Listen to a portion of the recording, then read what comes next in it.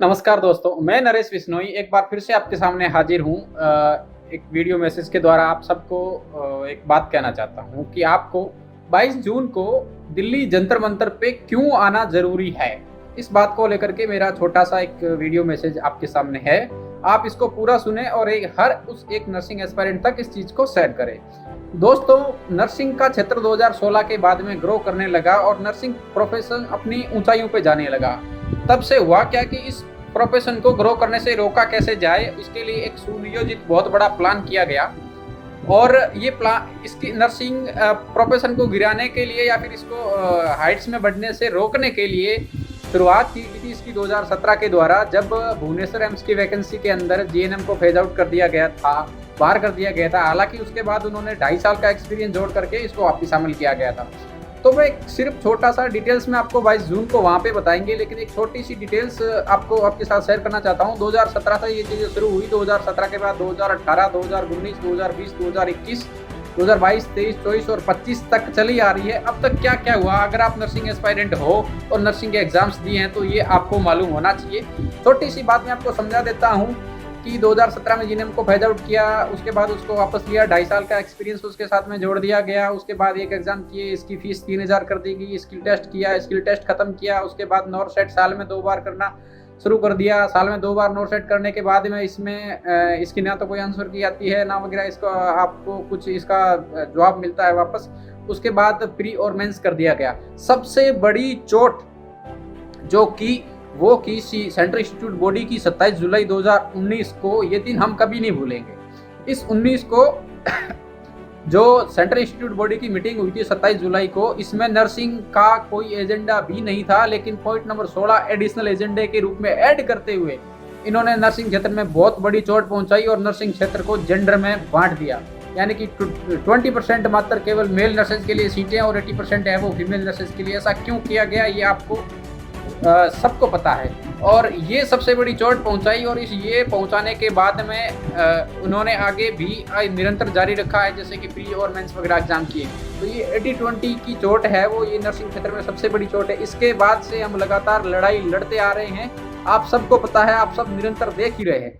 इस बार हमने आर या पार करने की ठान ली है। JWC जॉइंट वर्किंग कमेटी के अंदर हर एक इंस्टीट्यूट से, नर्सिंग यूनियन से रिप्रेजेंटेटिव शामिल है, हर एक स्टूडेंट शामिल है, हर एक जीकॉन कॉलेज जो गवर्नमेंट नर्सिंग कॉलेजेज है, अदर कॉलेजेज है, हर एक स्टेट से नर्सिंग एस्पायरेंट है वो इस जॉइंट वर्किंग कमेटी के अंदर शामिल है। और पहली बार ऐसी यूनिटी बनी है जिसने कि 10 जून को ब्लैक बेस प्रोग्राम किया, जिसमें हमारी फीमेल नर्सेज भी सबसे आगे थी। इसके डिमेरिट्स उनको भी पता है कि उनके साथ क्या बीत रही है और इसका जो डिसएडवांटेज है वो उनके साथ क्या हो रहा है कि मेल नर्सेस ना होने की वजह से। तो 10 जून को अपना ब्लैक बेस का प्रोग्राम था, वो सक्सेसफुल रहा, जिसमें बढ़ चढ़ के फीमेल नर्सेस ने हिस्सा लिया। 16 जून को सिग्नेचर कैंपेन है और 22 जून को हमारी अग्नि परीक्षा है। दोनों जो स्टेप 10 और 16 जून को है वो हमारे बिल्कुल सक्सेसफुल हुए हैं और उनकी रिपोर्ट्स हमने कंपाइल करके मिनिस्ट्री को भेज दी है। मिनिस्ट्री में पहली बार हलचल मची है और मिनिस्ट्री से, इंटेलिजेंस से, JWC के जो मेंबर है उनसे रिपोर्ट ली जा रही है, हर चीज़ें की जा रही है। मिनिस्ट्री में हलचल है। मैं दोस्तों आपको बता देना चाहता हूँ कि पहली बार नर्सिंग के अंदर ऐसी यूनिटी देखने को मिल रही है, वो भी इस अचरज में है कि 5 साल के बाद ऐसा क्यों हो रहा है, अचानक ये प्रोटेस्ट इतना अग्रेसिव कैसे हो गया है। तो हमारे JWC के मेंबर उनकी हर एक पल्स का जवाब दे रहे हैं और मेरी स्पेशली रिक्वेस्ट है उस हर एक नर्सिंग एस्पायरेंट से जो भी कोचिंग इंस्टीट्यूट में पढ़ाई कर रहा है, जिसका सपना नर्सिंग में जाकर के जॉब करने का है, लेकिन ये 80-20 का कानून उनके आड़े आ रहा है।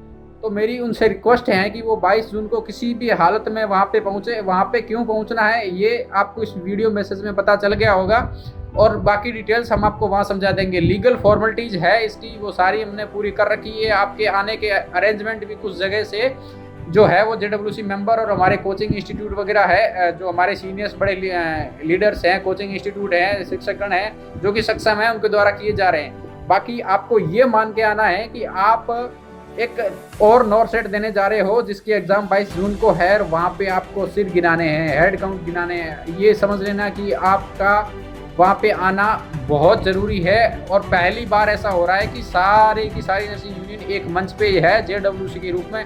अगर इस बार आप नहीं आए तो दोबारा ऐसी कभी कोई हिम्मत नहीं करेगा आगे आने की। और JWC के रूप में एक मजबूत प्लेटफॉर्म है वो आपके सामने है। तो मेरी स्पेशली आप सब लोगों से रिक्वेस्ट है कि ये वीडियो मैसेज हर एक उस नर्सिंग एस्पायरेंट के पास जाना चाहिए जो कि नॉर्सेट का एग्जाम देता है और इस 80-20 रूल की वजह से एग्जाम एम्स के अंदर सिलेक्शन होने से वंचित रह जाता है। इस बार उसकी ये अग्नि परीक्षा है और अग्नि परीक्षा अगर ये परीक्षा उसने पास कर ली तो डेफिनेटली अगला जो नॉर्सेट है वो विदाउट डिस्क्रिमिनेशन के होगा, यानी कि विदाउट 80 और 20% सीटों के होगा और आपका सिलेक्शन उसमें फिक्स हो जाएगा। अगर ये अग्नि परीक्षा 22 जून को आपने पास कर ली तो दोस्तों आपको 22 जून को किसी भी हालत के अंदर दिल्ली जंतर मंतर पे पहुंच जाना है। बाकी JWC की टीम और लगातार आपके संपर्क में है, सारे मैसेजेस हैं जो JWC के प्लेटफॉर्म से उनके सोशल मीडिया हैंडल से आपके द्वारा आपको जो मैसेज हैं वो सारे मिल जाएंगे। अगर अब तक आपने JWC प्लेटफॉर्म के और all India nurses struggle committee के जितने भी सोशल मीडिया हैंडल्स हैं उनको फॉलो नहीं किया तो फॉलो कर लें ताकि बिल्कुल ऑथेंटिक जो जानकारी है वो आपके पास पहुंच सके। धन्यवाद।